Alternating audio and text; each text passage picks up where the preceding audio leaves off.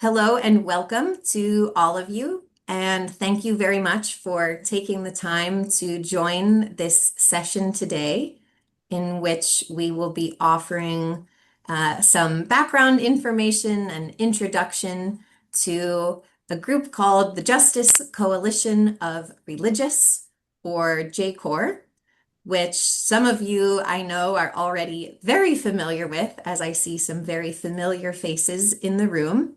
And some of you may be hearing about us for the first time and joining this session to learn from the very beginning about who we are and what we do as JCoR. And whether you are an old friend or a new one, we are very happy to have you with us today and are very appreciative of your willingness to share your precious time in connecting with this global community.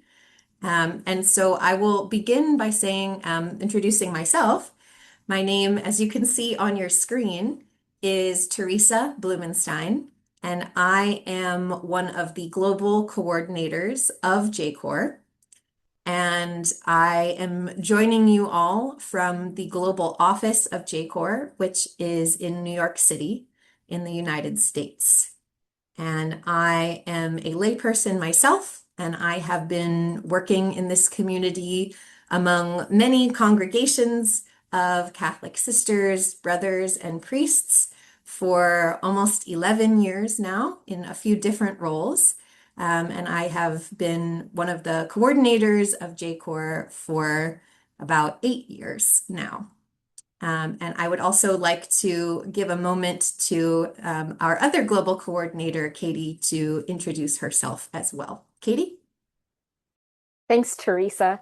My name is Katie Garrison, and I am also a layperson serving as one of the global coordinators for the Justice Coalition of Religious, based out of our New York office. And similar to Teresa, I have been a member of the faith-based UN community for more than 10 years now, but with JCoR for a slightly shorter period of time, for about 4 years now. And I'm very excited to be here with all of you today, and you'll be hearing more from me later. Back to you, Teresa.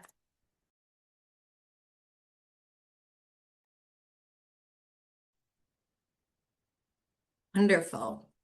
So today we will begin our time together by starting from point one about who we are as the Justice Coalition of Religious. Yes. And one easy shorthand for that is to think of women and men religious who are working for global transformation, both at the United Nations and around the world. And so more specifically, JCoR is a coalition of 24 organizations with a Roman Catholic religious identity. So all of them have an accreditation with the United Nations. All of them have representatives who serve at the UN headquarters in New York in the United States. And collectively, this group of organizations represents over 200 congregations of Catholic sisters, brothers, and priests. And as a group, they have a presence in more than 130 countries. And while in some cases it might be difficult to bring 200 distinct institutions together under one umbrella, we do have one key point of unity, which is the shared faith background, shared roots in Catholic social teaching, which bring us all to a common commitment that kind of defines our work as a coalition. And that commitment is to improving the well-being of people who are living in poverty and the well-being of our natural environment.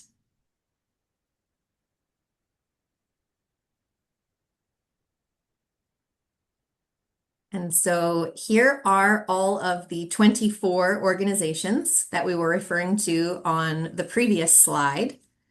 So if you do not see the name of your congregation there, you may see the name of the NGO that includes your congregation and represents your congregation at the United Nations.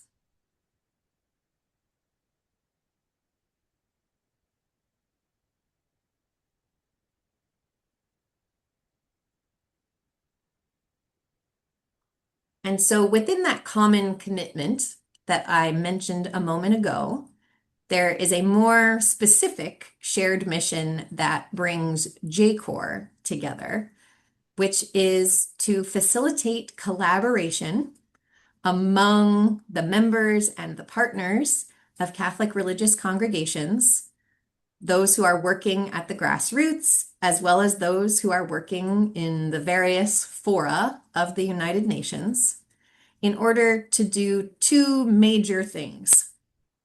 And the first of those is to be connected and to form a community such that we are able to strengthen one another's capacity to conduct advocacy. And the second major category of our mission or activities is then to take that strengthened capacity and advocate in a collective, unified way. And with that advocacy, our goal is always to advance social, economic, and environmental justice and peace. And we seek to do that at various different types of fora, including those at the international level, the regional level, and the national level.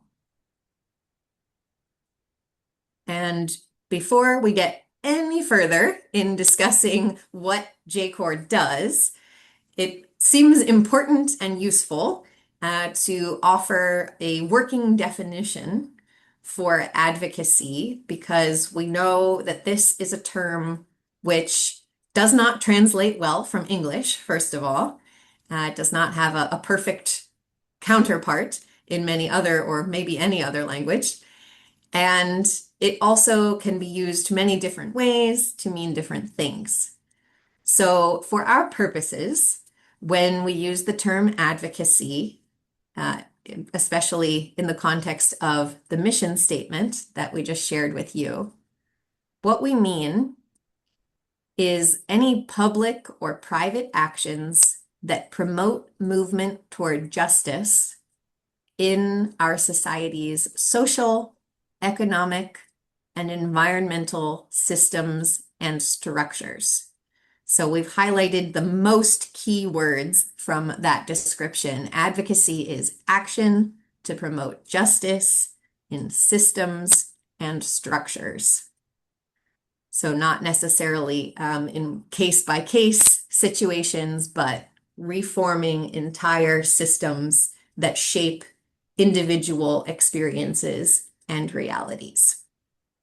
And so some of the types of activities that can be included under that tent are things like speaking to or informing a community or their political leaders about a concern, writing letters or statements to those who make decisions about a problem, or joining or organizing rallies or demonstrations, all to address some kind of injustice that we are seeing creating poverty or harm or destruction of our environment. And we will talk a little bit more about the specific kinds of activities that we undertake as JCoR later on, but we wanted to put that definition right out in front so that we all have a common understanding and a common place to begin our introduction from.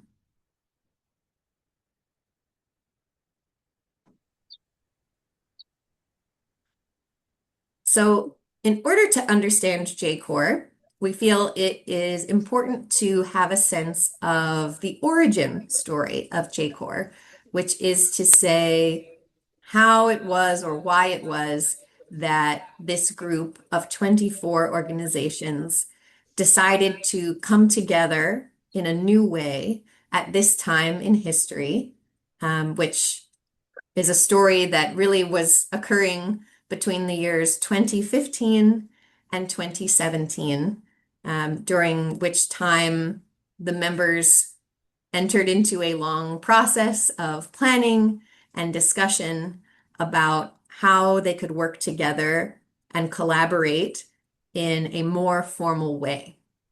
And there were several areas of concern that they wanted to address in these conversations.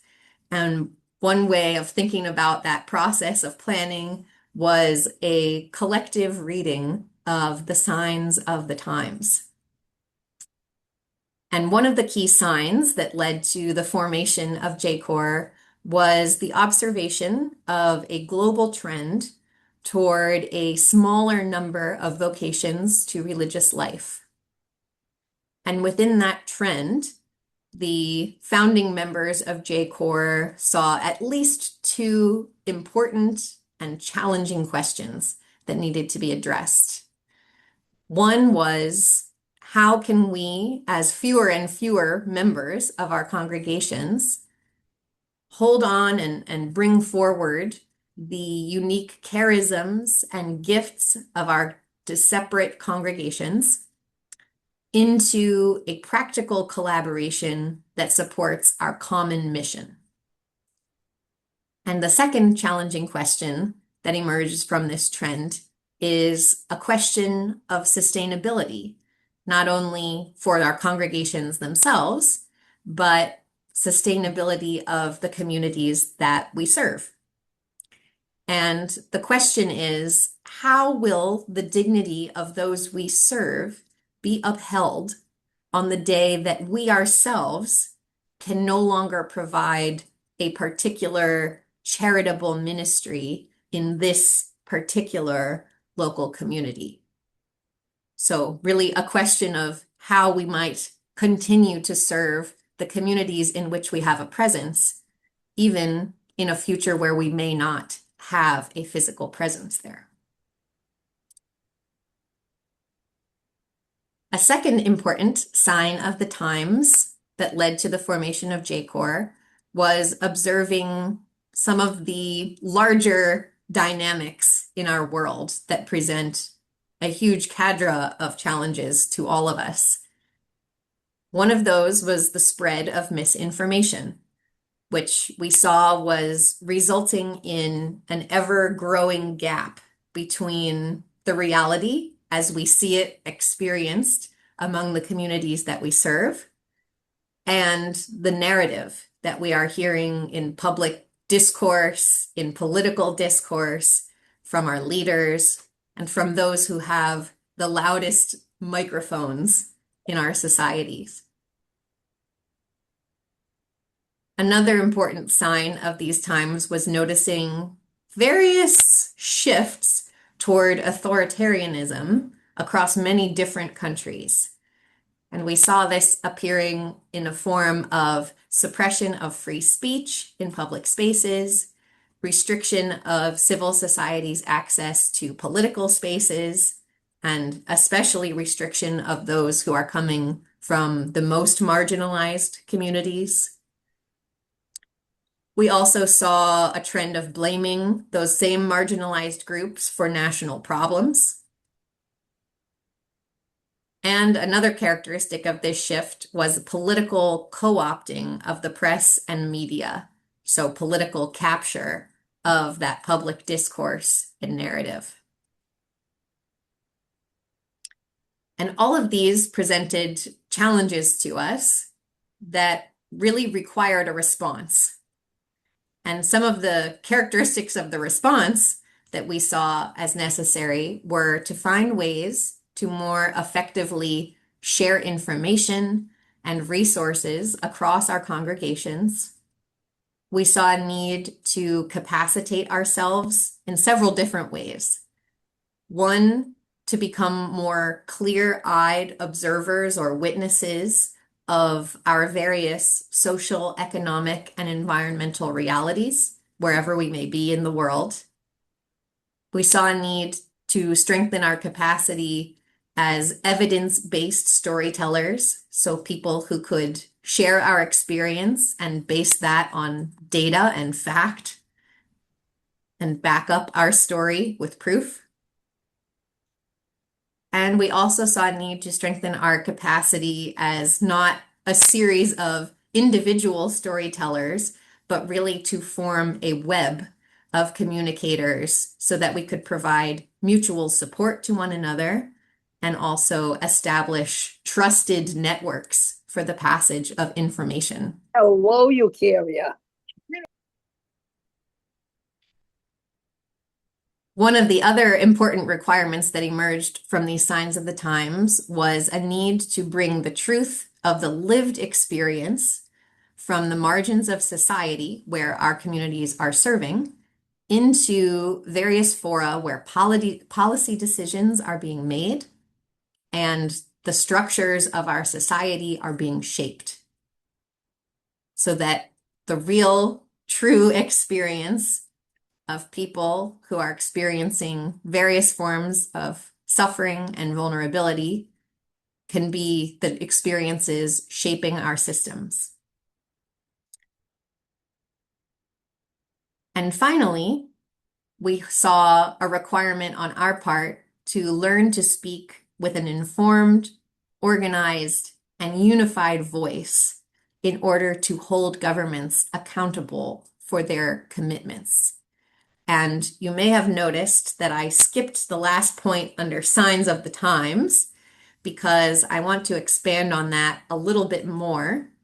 So the other key event that was occurring at the time that JCoR was formed was the adoption, the unanimous adoption of the Sustainable Development Goals, which is the UN agenda for the years 2015 to 2030. And because these goals were adopted by every nation that is part of the United Nations, we saw them as presenting a unique and unprecedented opportunity for us, people of goodwill, who were seeking to bring about transformation in the lived realities of the communities we serve. Because this agenda represented a unifying language, if we can call it that, for the global level concerns and agenda of the United Nations, but it also reflected in a very concrete way the various ministries in which our members are engaged all over the world. And in fact, the ministries that our members have been engaged in for, in some cases, hundreds of years prior to the adoption of the Sustainable Development Goals. And so here was an area in which the UN was seeking to take global action in various areas of our expertise as communities who have both a very local presence among the marginalized peoples of the world, but who also have a global level presence through our representation at the United Nations. And so we recognized that here we had a very beautiful agenda.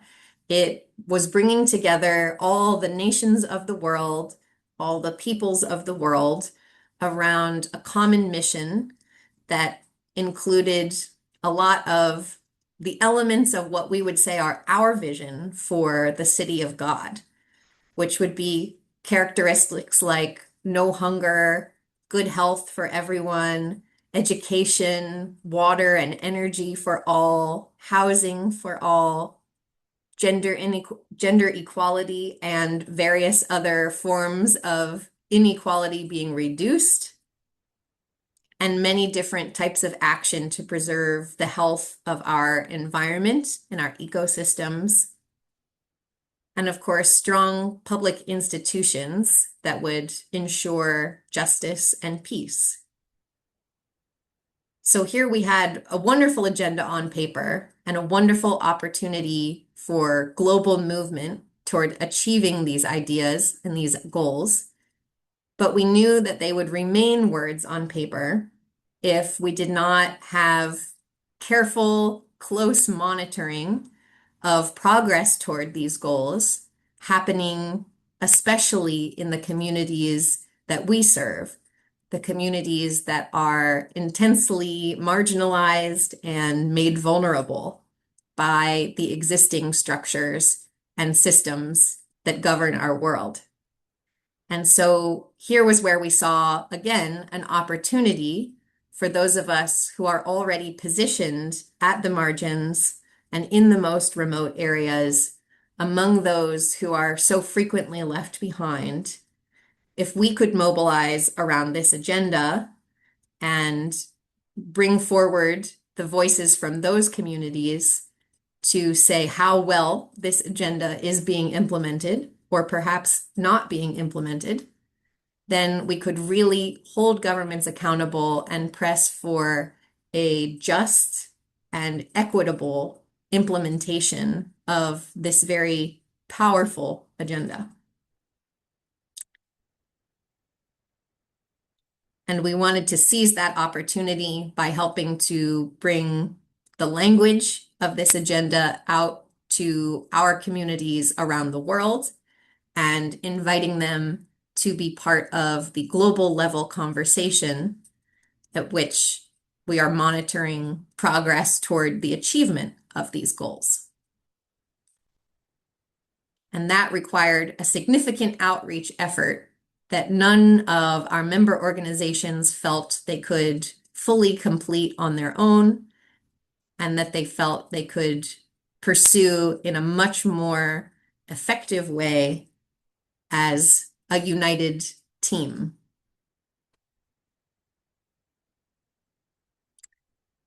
And so we formed a coalition.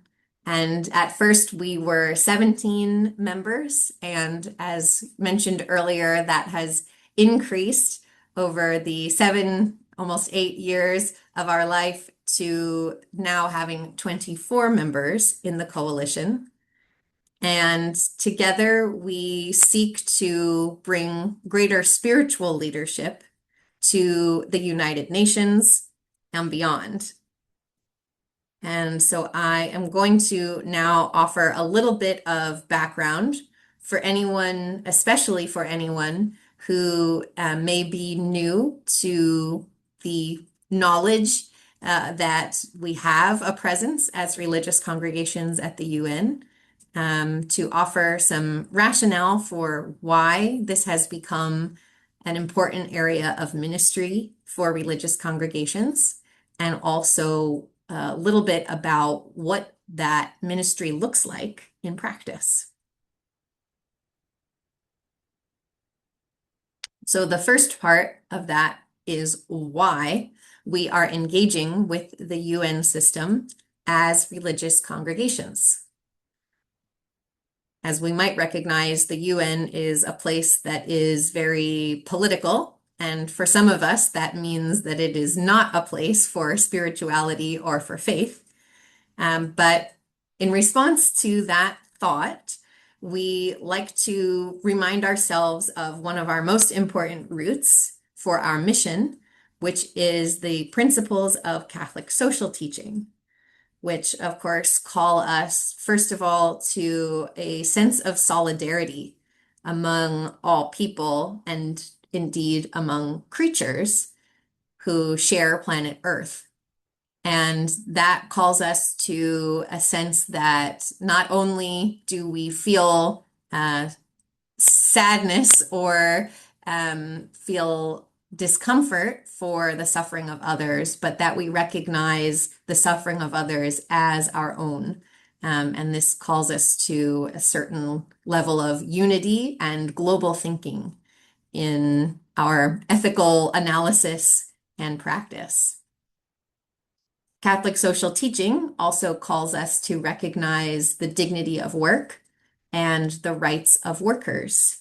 And this is another matter which calls us to look at economic systems, especially in our world. Social teaching also includes principles that all people have rights and responsibilities, and that this is sort of what creates systems of good governance in our world when we enact that balance of rights and responsibilities. It calls us to concern for the poor. It calls us to participate both at the level of family and community. And of course, community can extend and at least up to the global level, which we recognize fully from the fact that our congregations stretch across so many nations and are considered one community. We are called to care for creation, for our earth and all of its creatures. And of course, we are called to uphold human dignity. And so from this starting point, we then turn our attention to the overall purpose and work of the system of the United Nations. And for that, the best place to begin is by looking at the founding document of the United Nations, which is the United Nations Charter. And in this document, we point out that the opening line of great importance is "We, the peoples of the United Nations." And we emphasize there that it is we, the peoples, underlining the importance of our participation as members of civil society, as concerned and responsible and active citizens of our various nations, that this institution is primarily a place for us as the peoples of the world. And of course, in some sense, we are represented by our governments, but as we all know, that is imperfect representation, to say the least. And so we underscore that we are given a role right from the outset in the United Nations system and its understanding of itself. So the charter begins, "We the peoples of the United Nations," and then goes on to outline what are the key purposes for which this institution and its various agencies were created. And those purposes are to save succeeding generations from the scourge of war, to reaffirm faith in the dignity and worth of the human person, to establish justice, to promote social progress and better standards of life in larger freedom, to live together in peace as good neighbors, to maintain international peace, to ensure that armed force shall not be used, and to promote the economic and social advancement of all peoples. And so right from the very founding document of the UN, we can start to hear pretty strong echoes of the very same principles of Catholic social teaching that we were speaking of just a moment ago. And those echoes have continued throughout the history and evolution of the United Nations system.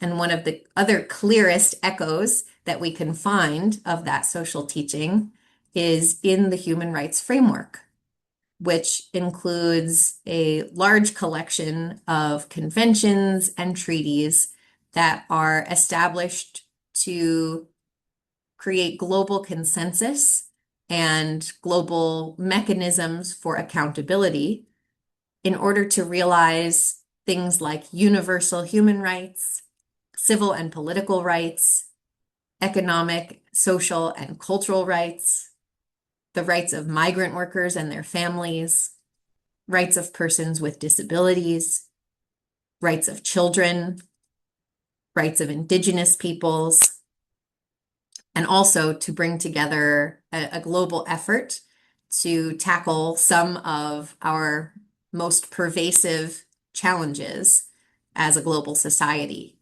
such as eliminating discrimination against women, eliminating torture, and eliminating racial discrimination. So one way we can look at this entire framework as a whole is putting the principles of Catholic social teaching into concrete secular language that can be accepted and acted upon and realized in any social setting with any kind of combination of faith backgrounds.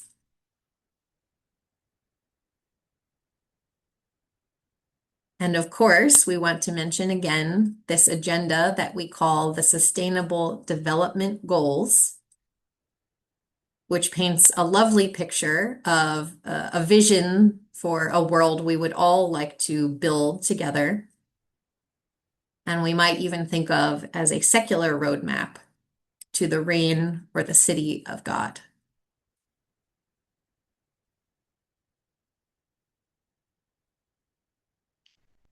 And if we wanted any further affirmation of the importance of spiritual leadership in a so-called political space, such as the United Nations, we do have a couple of strong endorsements from prominent leaders within the UN community. And here is one example from the former UN Deputy Secretary General, so sort of the second highest ranking diplomat in the UN system, Jan Eliasson, who said that in today's world, we need more hope and the realization that we live together. That is how we, in the future, will deal with migration and refugees, how we will deal with development, how we will deal with the root causes to end conflict earlier. And so, speaking about his tenure within the role of Deputy Secretary General, he said, "I hope that we have revived the tradition of the spiritual dimension of the work at the UN, and to realize that there is an element of spirituality needed in what we do."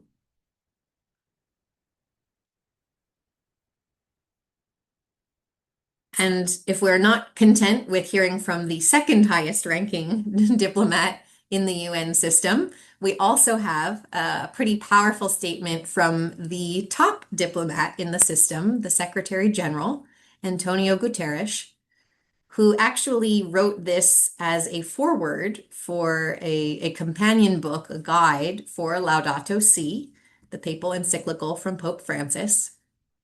And in this foreword, he wrote that the spiritual dimensions of the work of the United Nations tend to be overlooked and underappreciated.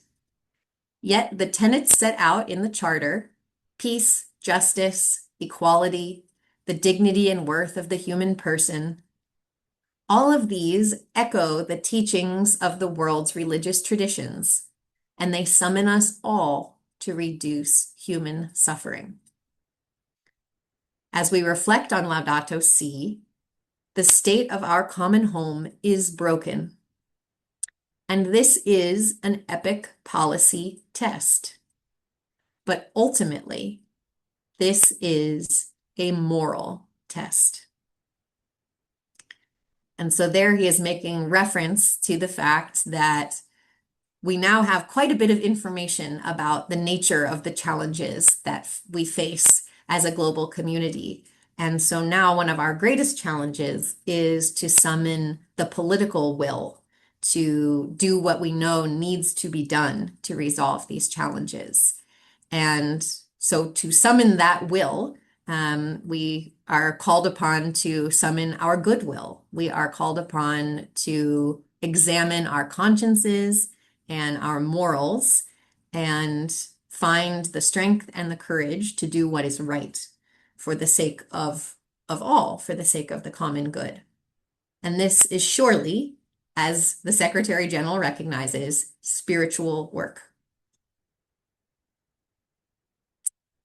Then on the other side of this equation, we also have strong endorsements from leaders in our own spiritual tradition to speak about the important role of spirituality as it needs to be applied to political spaces and political activities.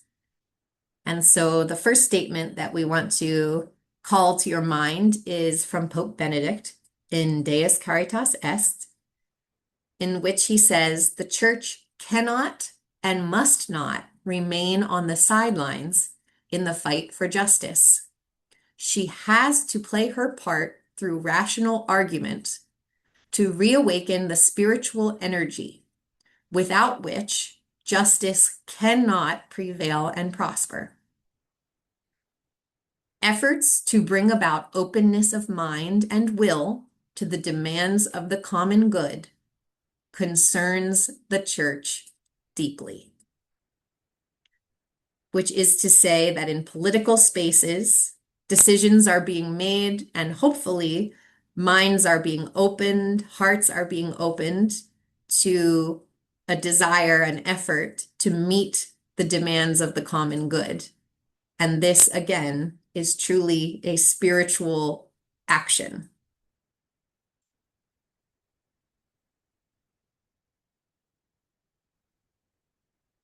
So we will have a moment now to pause and to take any questions that you have from everything that I have shared thus far. But before we open up the floor for questions, we do have a very brief poll question for all of you, because while we don't have time for a robust live conversation and exchange with all of you today, we did want to get some input and some feedback from you so that we can continue to engage you all going forward.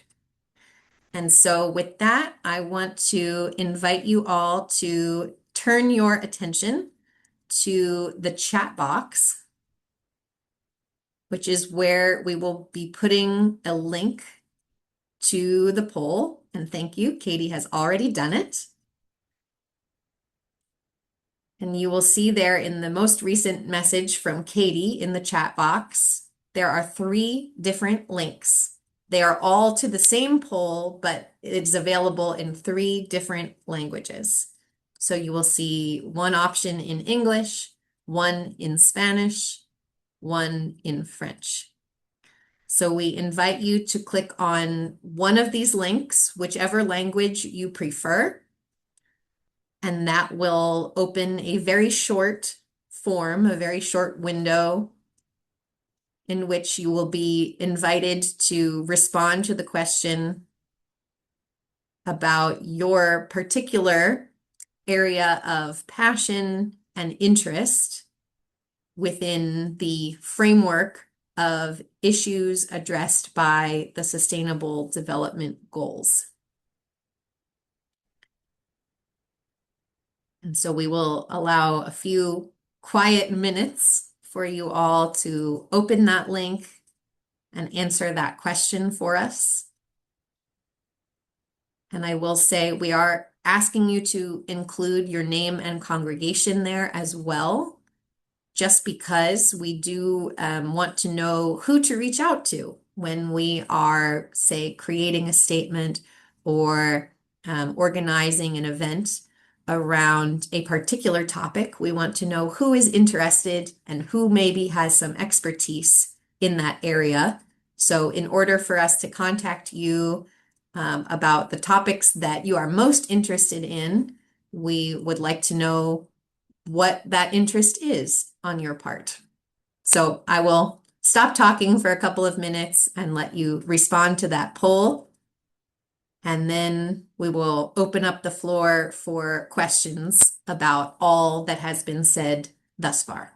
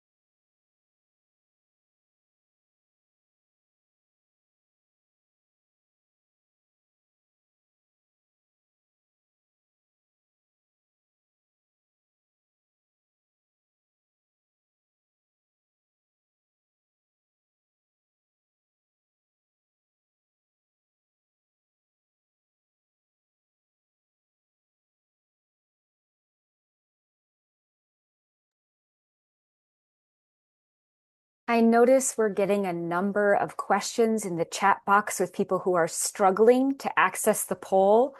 Please be assured we will be sending the polls out also via a follow-up email that all of you will receive, along with all of the slides from today's presentation.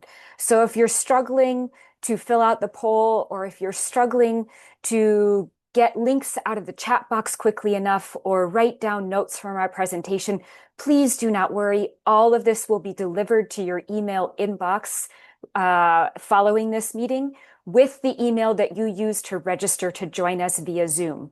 So if you have shared the Zoom link for today's call, I do request that you please help us disseminate that follow-up email as well to those that you have shared the Zoom link with, so we can ensure to capture the responses from everyone who has been with us here today. Again, I'm trying to help those I can in the chat box, but do not worry, you will have more opportunities to access this poll later too.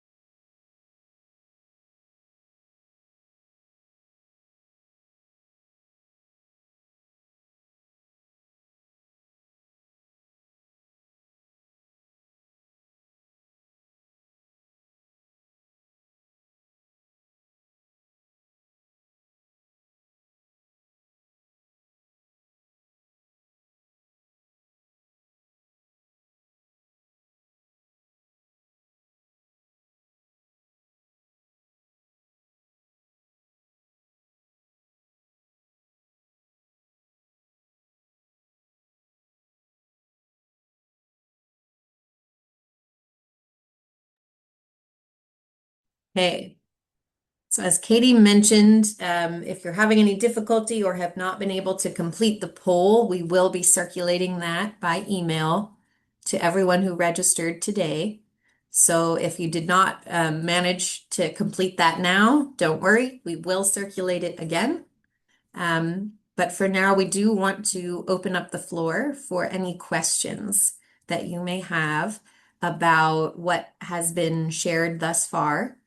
And we did also see a request to comment, which came from Sister Stella Storch, Sinsinawa Dominican, who worked for the Sisters of St. Agnes and helped to launch Unanima International, one of our JCoR members. So, Sister Stella, would you like to unmute yourself and offer your comments? I'd be happy to, and I hope this is working out. Back in 2001, I was the Justice Coordinator for the Sisters of St. Agnes. And at that time, the Dominicans, the Franciscans, all different religious congregations had their own representation at the United Nations. And then there were congregations like the Sisters of St. Agnes that were not connected to any larger group. And it is from that notion that they'd like to be represented at the UN that Unanima International got founded. And when we started, there were only about 6 member congregations, and it grew to be about 34 congregations that Unanima represented, and they were from around the world. And recently, they had made the decision to disband. But what gives me great hope is that this JPEG is a, or not JPEG, is a JCoR, is a continuation of that work, really. And like I say now, lay people could represent all of the women religious and men and whatnot at the United Nations. So I don't feel as bad about Unanima having to close down because I see ICOR or JCOR as picking up that ministry. Thank you.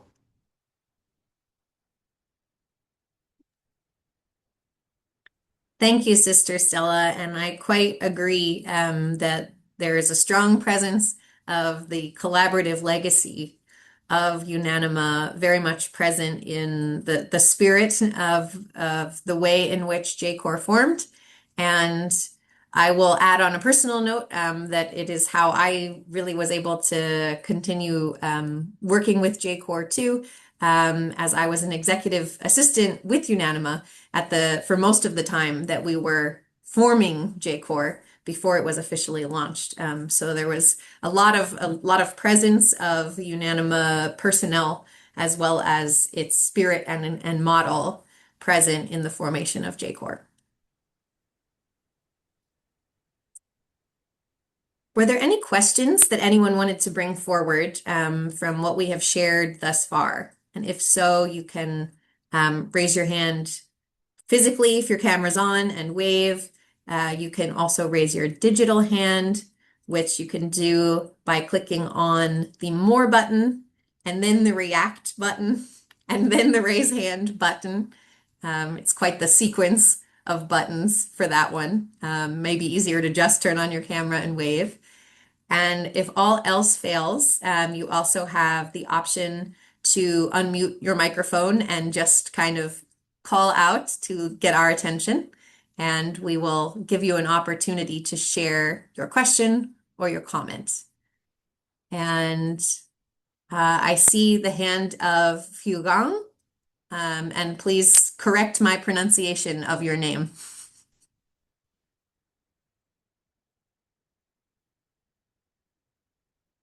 Yes, it is Fugan. Are you getting me? Thank you very much. I would like to come back to the concept of advocacy and the possibility of misunderstanding it from the point of view of those to whom we may go to do advocacy.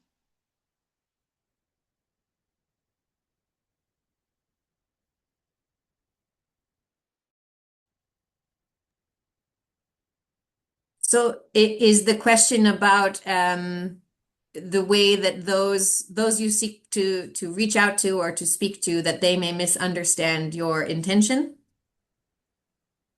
Yes, yes. Okay. So this is an important component of the spirit in which we approach our work of advocacy, because a lot of times when people think about advocacy or promoting justice, they are picturing some kind of conflict, some kind of tension, where maybe those who are advocates are approaching political leaders as enemies. And so there is some kind of battle going on between the two. And so the approach that we promote for our membership and our community is what you might refer to as a diplomatic approach, which is to say that it may be the case that the leader you are approaching in fact, has bad intentions. Perhaps they are genuinely only trying to serve themselves and do not seem to be exhibiting concern for the community that you serve. And so there may be some tension that exists between your point of view and their point of view. However, we seek to come with an openness to dialogue and conversation with any leader in order to encourage and invite and appeal to the humanity of that leader, which of course we believe is present in every person, no matter what behavior we may see from them, and to appeal to their goodwill and encourage and invite them to act from that place of goodwill rather than perhaps from a place of greed or self-interest, or in some cases, they may be acting from a pure loss of faith that it is genuinely possible for the world to be just. And it is not, they may have lost faith that it is possible for all people to have their basic needs met.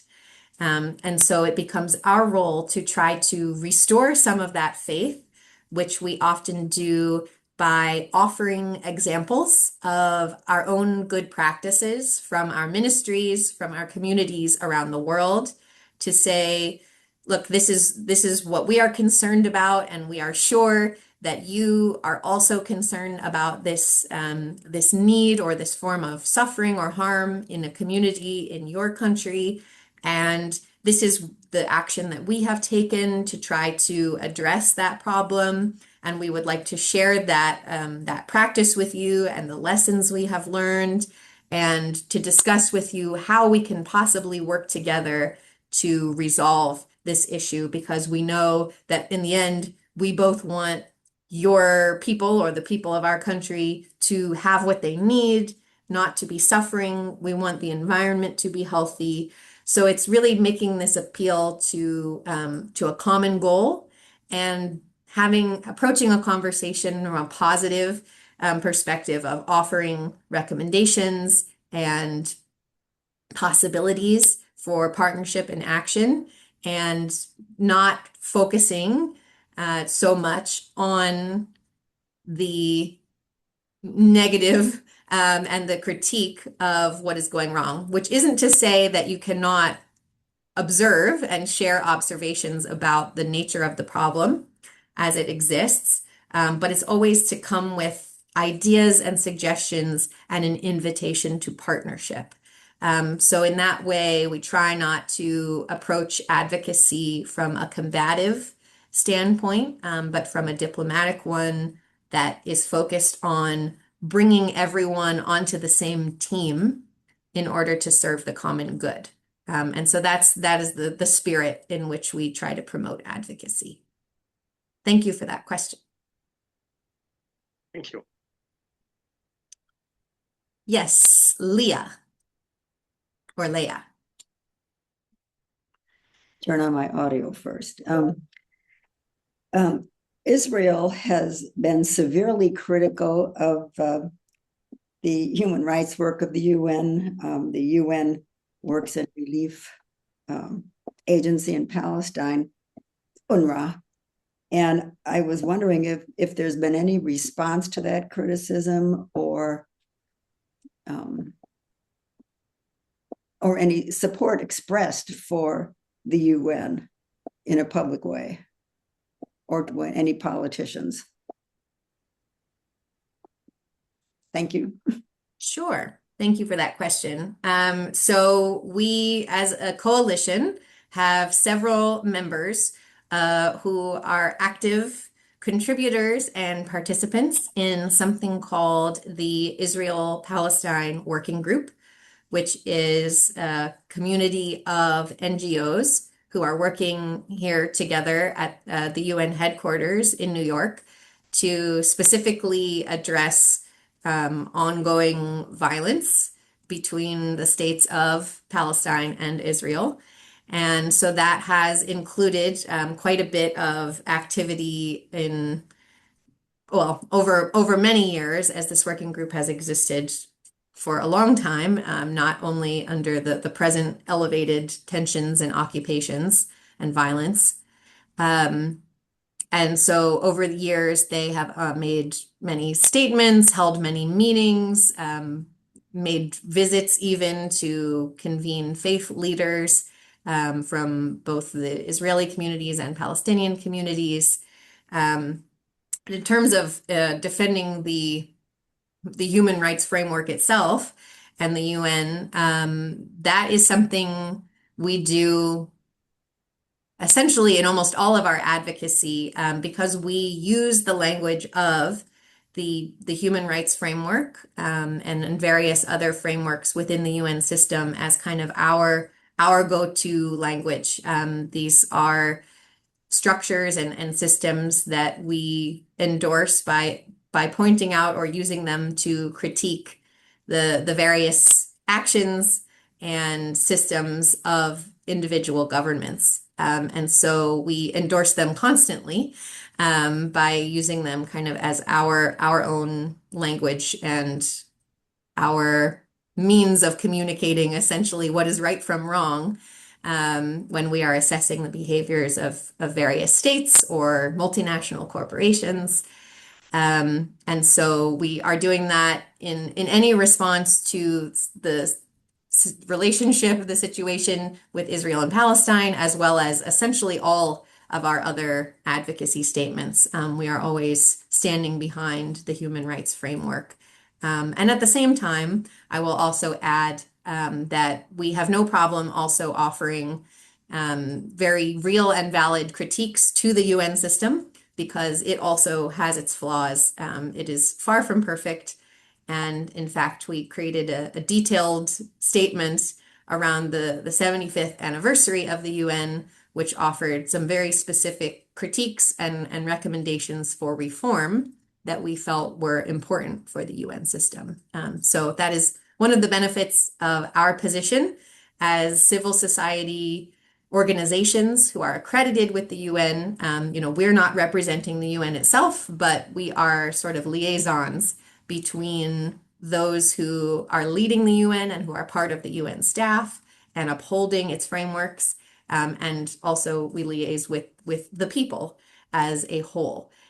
So we are not here to always endorse the UN or always critique the UN, but to try to offer fair critique of both the UN system and its various nations on the basis of consistent systems of values and rights.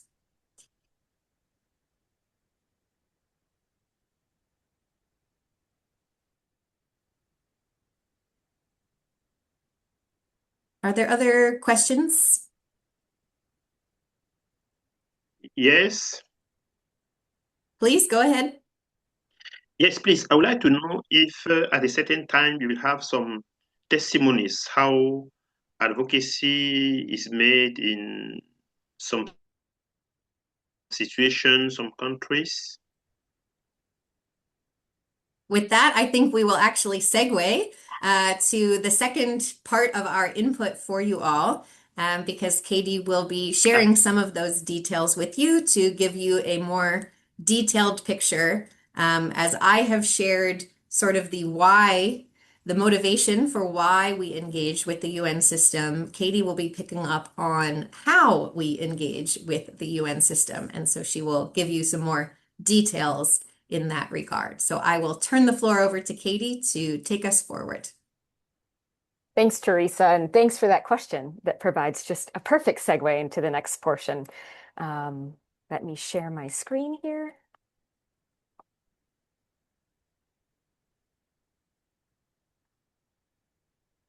Okay. So like Teresa said, she laid a beautiful foundation, really articulating why we as religious are called to this work. But then, as we can tell, some of you are curious, how do we actually do this work? How do we engage with the UN system? So, as Teresa was mentioning earlier, our presence as Catholic at the UN, we have a special accreditation with the United Nations as civil society. We within the UN system are referred to as non-governmental organizations or NGOs. And as Teresa described, we serve sort of as a liaison between these government representatives and the policymakers that are actually in the negotiating spaces at the United Nations, such as the General Assembly or the Security Council. And we liaise between those and then Catholic religious around the world who often are frontline service providers, those who are accompanying and standing in solidarity with vulnerable communities. There are approximately 30 of these non-governmental organizations accredited to engage with the United Nations on behalf of Catholic religious, representing over 200 Catholic religious congregations worldwide. And although there are 30 Catholic religious congregations, I want to also let you know that we are just a small portion of this tapestry of non-governmental organizations, of which there are approximately 6,000 accredited with this special status at the UN. So I like to think we're small but mighty. And I also want to highlight sort of what we think we as religious bring as a special voice within this context of these approximately 6,000 non-governmental organizations. What makes it important that we be in that space, and how do we stand out? What is the value that we add that not everyone else has? First, like I said before, we are experts. We're providing insights from all of your work, frontline work, ministering to the most vulnerable and excluded populations around the world.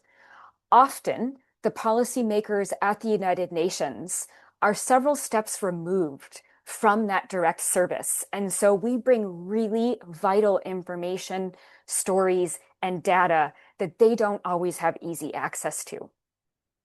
We also bring an impartiality. We represent communities that span across borders.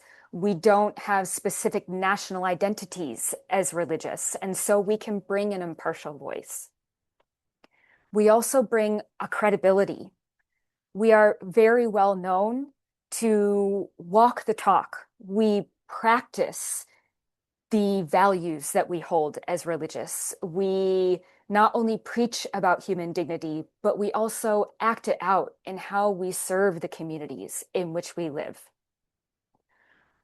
Because our advocacy is based in Catholic social teaching, we also represent a strong, consistent voice. Our positions are maintained consistently in accordance with Catholic social teaching. Unlike the way that we see governments and many nations, sometimes even the United Nations, changing their perspective on certain issues, depending upon who's in power or leadership, we as religious maintain our position consistently rooted in our tradition of Catholic social teaching. And then we also have a special place with our collaborative voice at the UN. We speak and we work through coalitions and committees that, again, not only talk about the change that we want to see, but we model for governments the change that we want to see. We model how to prioritize common goals, cooperation, and prioritizing the common good, as opposed to prioritizing the glory or achievement or control of the individual or individual nation. And we also recognize that strength comes from our collaborative voice. And so one of the many ways that we work collaboratively, Teresa already very briefly touched upon. A lot of our advocacy here at the United Nations is conducted through what are referred to as working groups. These working groups are made up of multiple non-governmental organizations centered around specific thematic focus areas. So as Teresa mentioned earlier, one of those is the Israel-Palestine Working Group. We also have non-governmental working groups on issues such as the rights of Indigenous people, on migration, on mining and extractivism and care for the environment, on ending homelessness, stopping trafficking in persons, and many more. I think it's also very important for us to recognize that these logos that you're seeing on your screen before you of many of these different working groups that JCoR members are a part of, we see leadership positions on these committees and working groups held by religious, held by members of the Justice Coalition of Religious. So we are not only actively contributing to the collective voice, but we're providing really important and vital leadership roles within these collective spaces as well. So within these working groups or individually as JCoR, what does advocacy actually look like in practice at the United Nations? There's many different forms that this advocacy can take, and I've listed just a few of the central ones here. So for example, sometimes we deliver oral statements at United Nations conferences and fora. We can also submit written statements. As you filled out that poll earlier today, and we asked for your areas of interest, JCoR frequently reaches out to our global membership as we are writing these statements, to be able to integrate your lived experience and your experience in ministry, and to include those in the statements that we are delivering at UN conferences and fora. We also meet with diplomats and policymakers. Sometimes that may look like one-on-one meetings to talk about policy, or we may be going into joint meetings with other members of those working groups that we are a part of to discuss perhaps upcoming resolutions, or policy that we would like to see changed, or even our concerns about things that may not be working within the UN system. We also, through both our representatives here at the United Nations and by bringing in delegates from around the world, we participate in United Nations conferences. We also sponsor events inside and near United Nations headquarters here in New York City. We can make formal or informal recommendations on new United Nations agreements or resolutions as they are being negotiated. And we also can submit reports and comments on progress on human rights or lack thereof, or on progress towards the Sustainable Development Goals. So here in front of you are just a few of a multitude of images that we have representing some of this advocacy in action. So what you can see on your screen here ranges from vigils and protests to some of those side events where we prioritize panels made up of speakers from members of our global community who are able to present within UN spaces about their lived experience and their experience in ministry. You can also see some of our members presenting official reports or meeting with policymakers and government representatives. And then you can even see someone who's with us on this call today that's making an official statement on behalf of civil society at a forum at the UN that is specifically reviewing the progress on the Sustainable Development Goals. And I also want to talk a little bit about how JCoR cultivates and engages our global community in advocacy. I think a number of the avenues to advocacy and the advocacy activities that I just mentioned sometimes feel limited to the JCoR members who are here in New York or require substantial facilitation through the JCoR members here in New York. But many of you are joining us today from our global community. And so I want to talk a little bit about how you can become more engaged in our work.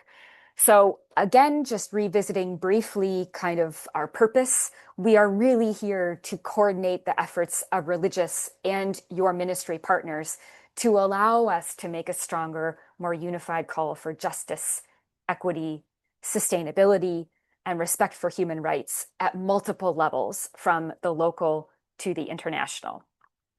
And JCoR has started to coordinate the efforts of religious across 4 key regions: Latin America and the Caribbean, East and Southern Africa, India, and then here at the United Nations headquarters in New York. As you can see in front of you, for each of the regions in which we operate, we have regional coordinators. And so what you're looking at now is those representatives that we have for each of our regions, ranging from Teresa and I here in New York, to we have a team of 3 that coordinates our network in Latin America and the Caribbean. We also are in Uganda, Tanzania, Zambia, and Zimbabwe. And we have 2 representatives to cover the region of India as well. And we're hoping this is just the beginning. And as JCoR continues to grow, we will continue to expand this regional representation. In each of those regions that you just saw, we offer regional workshops. These are training sessions that are designed to enhance essential advocacy skills and knowledge amongst religious who are working at the local level or at the grassroots. And after we hold these initial workshops or training sessions, we then build upon those by supporting those regional networks in ongoing efforts to collaboratively design and bring to fruition advocacy activities and initiatives that respond to local needs for systemic change.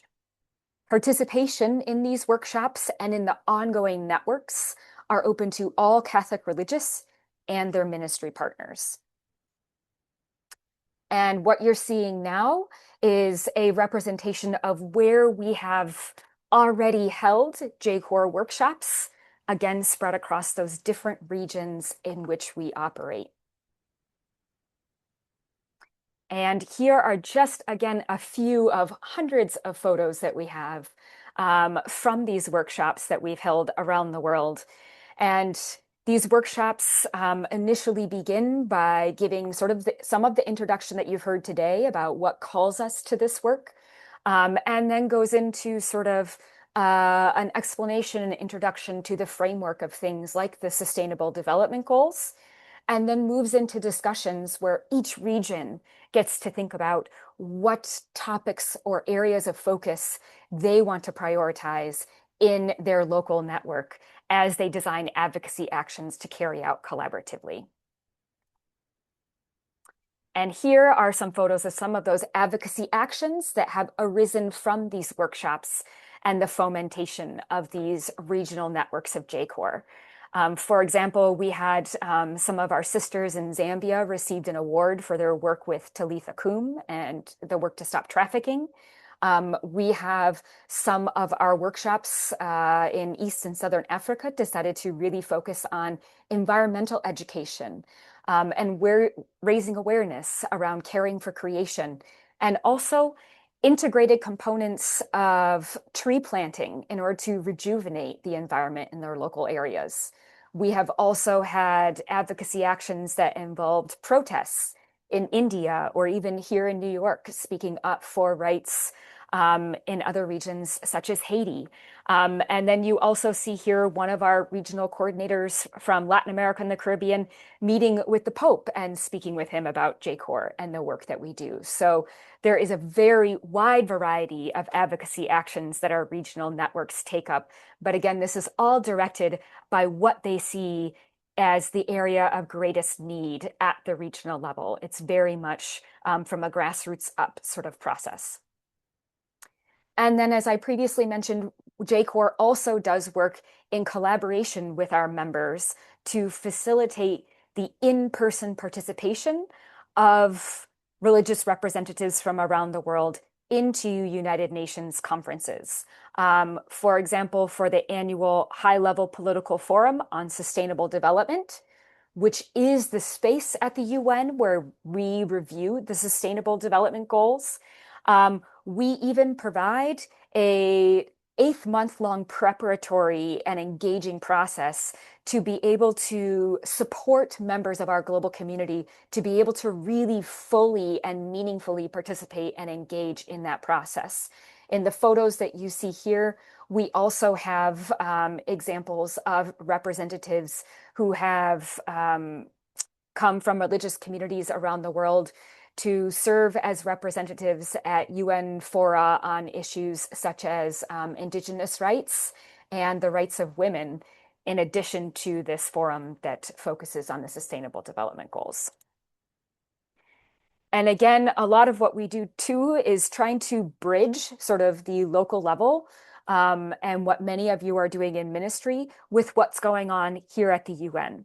And there is some capacity building that's required in this space because sometimes the language that's used at the UN is not the same language that we necessarily use when we're providing direct service accompaniment or standing in solidarity. So JCoR produces guides or toolkits to help explain some of this terminology and provide guidance on how all of you and members of our global community can participate either in person or virtually with these conferences that take place at the UN. We provide all of these guides in our 4 central working languages of English, Spanish, French, and Portuguese. And we tend to produce them on conferences that are engaging participants in topics that you have expressed to us are of sort of priority or our passions. So, for example, we produce guides on a forum that really focuses on addressing social inequalities. We provide a guide on the forum that addresses gender inequality, on a forum that addresses the rights of Indigenous peoples, on the annual Conference of the Parties to the UN on climate change, and again, on that progress review forum that focuses on the Sustainable Development Goals. We also provide education sessions for the United Nations community and our global community to enhance our members' understanding of emerging topics, to work on collective awareness raising, to share opportunities for collaboration, and also to help bring our membership up to speed on tools of technology that all help to support effective advocacy. In the past, we've had education sessions on everything ranging from how to engage with diplomats at the UN to how to take care of our own mental health. So there's a wide variety of education sessions that we provide. We are always open to new ideas if you have any particular areas of interest. And I encourage you to visit our website because so many of these education sessions have recordings that are available for you at any time. And finally, I want to dive into ways for you to engage with JCoR. Many of you on this call today are joining us as members of congregational leadership or JPIC persons. So this slide is specifically for you. We're hoping you can help us to promote congregation-wide understanding of advocacy as truly an essential component of ministry. We are calling you to help us include basic training in formation for your congregation on social and environmental analysis and human rights and advocacy. We're hoping you can integrate updates from your UN office across all of your congregation's communication platforms. You can also champion continued fund allocation to maintain the presence of your office at the United Nations. We call you to allow each new UN representative to receive multiple weeks of in-person training with the outgoing representative when there is a change in representation in your UN office. And of course, we invite you to visit your United Nations office for your congregation and provide opportunities for members of your congregation to participate in UN conferences. And in terms of encouraging engagement of your members with your UN office, how do you do that?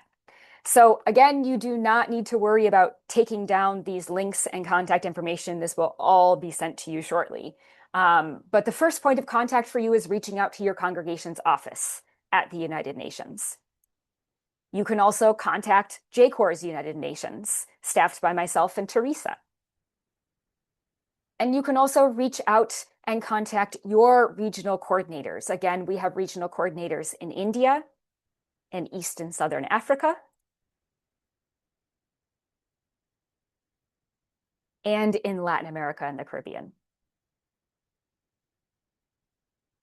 And I cannot emphasize enough how much we encourage you to visit JCoR's website. This is an amazing repository of resources on all of our educational materials and guides, to also prayers and things that you can utilize within your own space and your own advocacy, discernment, and spiritual practice. And then you can also subscribe to our monthly bulletin, which is the best resource we provide in addition to our website, that will deliver directly to your email inbox updates on our coalition's activities at the UN and across the regions in which we operate. This is where we share new guides for participation in UN conferences. And this is also where we announce invitations to submit your experiences and perspectives as we construct JCoR statements to be delivered at the UN. You can also join a JCoR WhatsApp group. We have a WhatsApp group or communication channel that has stemmed from every one of our regional workshops So this is a space where you can stay connected in real time with the discussion for the JCoR network in your community, articulating upcoming events and opportunities to participate in workshops and advocacy actions. You can also interact with us via social media. We currently have a presence on Facebook, YouTube, LinkedIn, and Instagram. And again, we encourage you to read and share those JCoR guides to UN conferences. And finally, one of the most vital and consistent spaces that we provide for you to engage with our work is our monthly Global Community Hour. This is a 1-hour virtual gathering that is held on the second Friday of each month. Every month, we enter into this space with a thematic focus, and we begin in prayer. We share updates from our UN office and regional networks, and then we open up for a conversation amongst all of our global community members about sharing emerging concerns and good practices and news from each of these individual network members. So I will stop there. We do have another very short poll that I'll put in the chat box, but I recognize we are short on time. So while I put that in the chat box, I am also going to go ahead and open it up for any questions that you may have.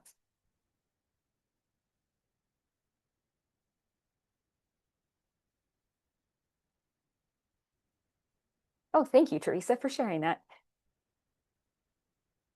Again, you can ask a question either by raising your actual hand, turn on your video and raise your hand, or by raising your hand digitally by looking at the menu at the bottom of your Zoom screen, clicking on the More button with the 3 dots, then clicking on React, and then raise hand.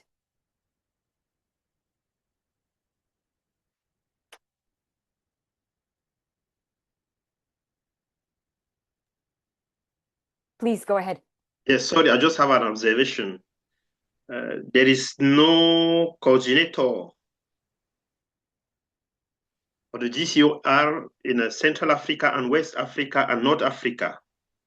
I don't know if because there is nobody, is there any problem? Is there any requirement to be fulfilled? What is the problem?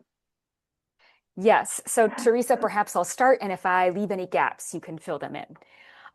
So when JCoR began or came to fruition back in 2016, 2017, we chose our regions of focus by doing a survey of our original members and seeing where we had the greatest concentration of congregations and representation at the regional level. So we really tried to focus on areas where we had a significant diversity and number of active religious at the grassroots to be able to bring into the JCoR network. Now, by no means are we permanently limited to these regions. It's just as we are slowly growing, we wanted to target those first that had the greatest concentration or potential for participation. We hope that over time, we are going to be able to continue to expand our reach and expand in which areas we are offering regional representation. In the meantime, I can assure you, we still have a number of spaces where even if you do not have regional representation, we can bring you into and connect you with what is going on here at the global level. And that's, again, you're going to hear through about a lot of those opportunities through our bulletin, our e-newsletter. And one of the primary ways that we do get very strong participation from individuals who are in regions where we don't currently have representation is through that program that we run for capacity building or the training program for the high-level political forum on sustainable development. Typically with that forum every year, there are about 40 different countries that present reviews or updates on their progress or lack of progress on achieving the SDGs. So we often are able to connect directly with members in those countries that are represented each year, regardless of whether or not you have a regional coordinator. Teresa, did I miss anything?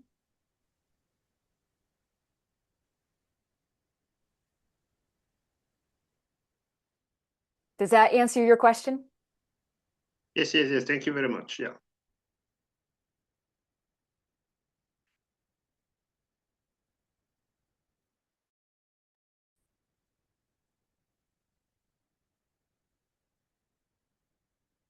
It's a very quiet group this morning.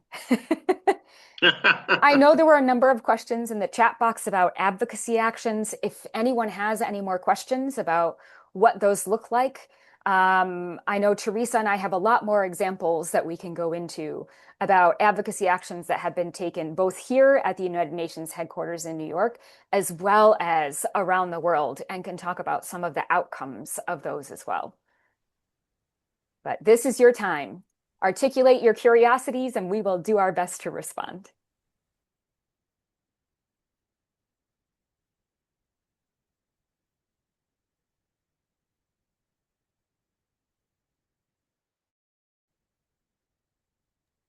Go ahead, Anne-Marie. I was just going to say, I was wondering if it might be helpful also to provide at some point like a list of like some of the working groups you highlighted. I mean, people would be doing that through their representative to find out which working groups they are part of. But if there's more interest in a specific area, maybe contact persons, I don't know if maybe we could provide that.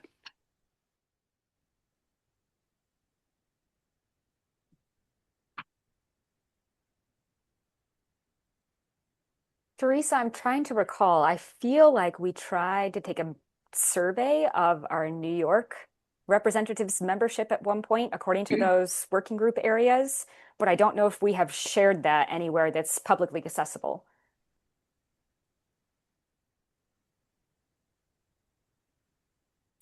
Both of those points. We do have that information, and if there's a curiosity about which groups and how many participants we have on each, or which NGOs that are part of JCoR are participating in each of these various working groups, that's definitely something we can share.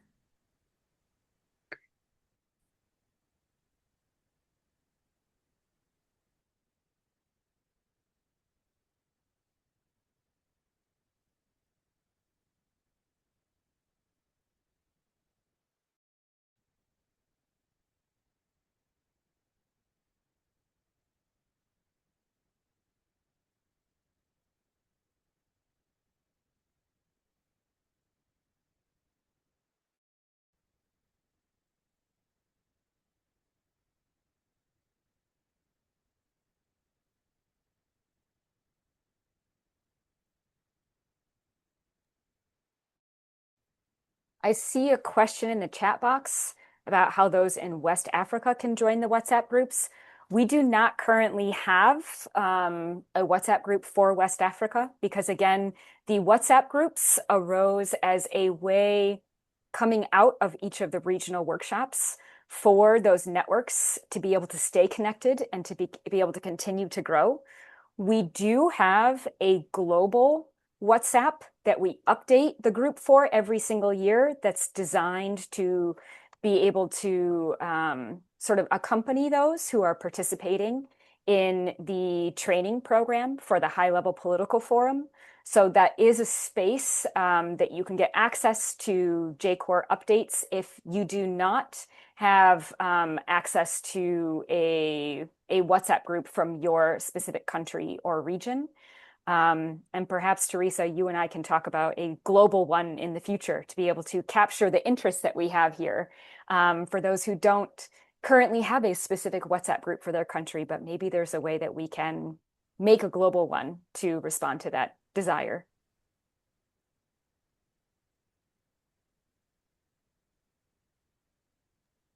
Please go ahead, Jimmy. Hi, everyone. For those I don't know, I'm Jimmy Walters. I represent the Sisters of Charity Federation, and I'm one of the folks who is at New York doing this advocacy. And I just wanted to express my gratitude for JCoR, to Teresa and to Katie especially. I started, I think, 4 or 5 years ago. I kind of lose track. But JCoR was so important in my own transition to this ministry. I don't know where we would be without JCoR. And not just as someone who transitioned into this work. And my predecessor spent 3 months transitioning me, so I was really blessed to have that time and that effort. But I think JCoR on so many different levels helps us make sense of this complicated system. And I just wanted to highlight a couple things. One was the guides that were mentioned earlier. They are so helpful. I know so much work goes into it, but we go from commission to event, and especially in the fall, I'm sorry, in the spring, it just is so much. And those guides help us organize. It helps us support one another. We have all these different side events that are happening. Um, and certainly for our group, I'm able to share that to all of our congregations. And so it becomes a consistent form of communication and something I don't have to do. And, I think there's a piece to it to recognize the work is happening, that it allows us to allocate our time elsewhere. So that just to acknowledge that. And I think also the value of community. We are a Catholic religious community filled with religious as well as lay people like myself. Um, and there are many of us who are part of other organizations, but this is the advocacy arm. This is the group that's coming together to make statements, to support one another, to like we've had some really good conversations about how do we move forward at this time in the world and with such divisive politics. And so I just again wanted to express my gratitude for the all that was said and probably what was not said about the behind the scenes stuff that happens, and the space that JCoR creates for us, especially those in New York. So thank you. Thanks, Jimmy. And I love how you raise up community. I think that's one of the pieces that I love most about JCoR too. Advocacy is not easy work. It often is hard. It takes a long time, a lot of perseverance, and it requires learning and listening to a lot that's not always easy to hold. It's heavy topics, and it can be heavy work. And doing that community, we help to lift each other up when it gets difficult. And I think one thing that's become very clear to me over the past couple of years, as we have seen more global turmoil, I love that when we work in community, it means that we don't all have to work to solve every problem. We trust one another so that every JCoR member can show up in one of these different spaces and represent us as a whole, so that together and collaboratively, we can address so many more of these justice concerns than what we can alone. And that brings my heart a lot of calm and a lot of hope.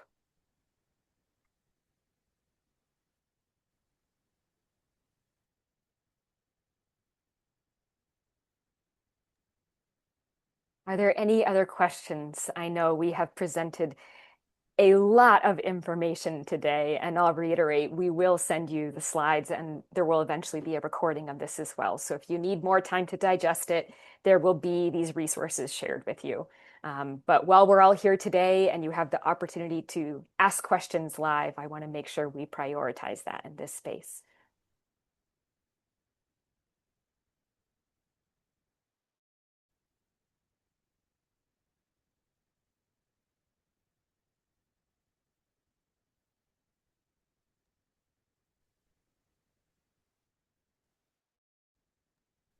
So just once more, for anyone who did not already open it, we did put our second poll question into the chat box.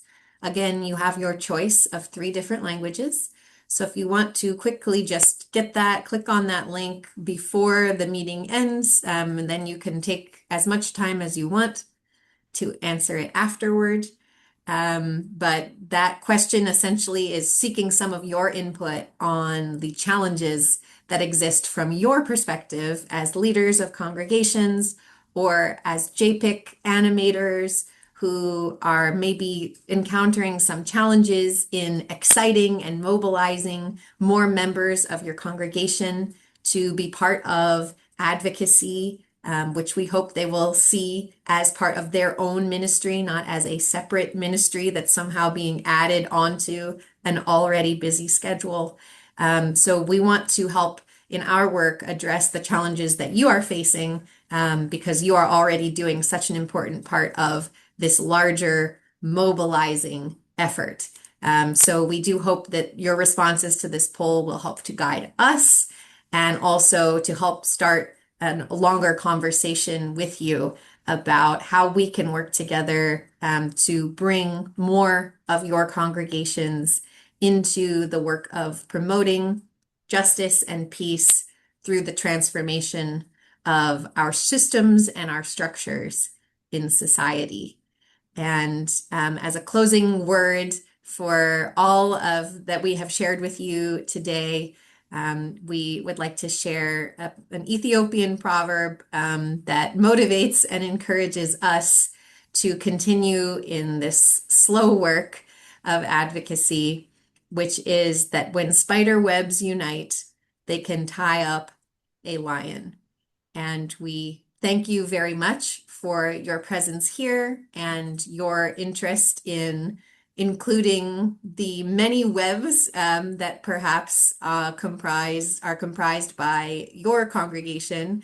We thank you for uniting those with the other webs of congregations that are part of JCoR.